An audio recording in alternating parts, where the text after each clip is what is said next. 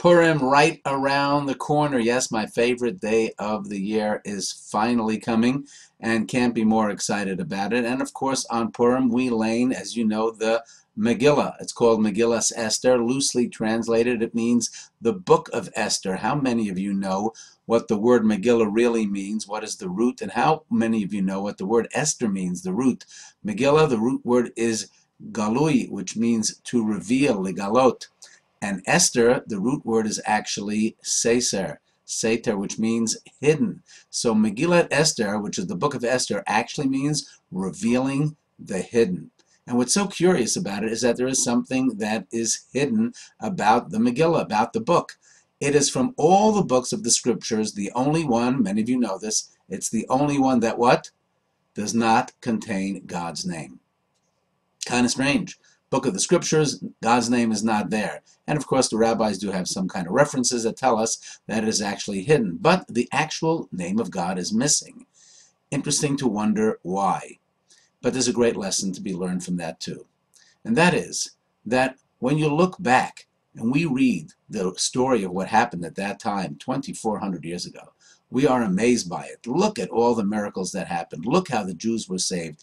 Look at all the, quote, coincidences that were not coincidences at all, but actually the hand of God. But yet, at the time that it was happening, all these things, they looked natural. Looks like there was no hand of God. It looked like it was just a normal thing.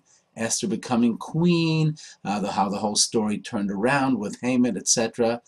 The lesson to be learned is that it seems at the time that God is not there. Sometimes you have to take a step back. Sometimes you have to wait. And when you look back, your perspective actually changes. And you see, you know what? That was the hand of God. So many times in our lives, today especially, we sometimes wonder, where is God? What is he doing? What is he thinking? What is he planning? We don't see God's hand. My answer to you is that you may have to wait. It may only be clear looking backwards. When you look sometime in the future and you take a look back at now, then perhaps we will see the hand of God. But do not despair. The hand of God is everywhere. The question, of course, is why? Why does he choose to not reveal himself? Why does he choose to stay sometimes in the background? That's my question to you. Give it some thought.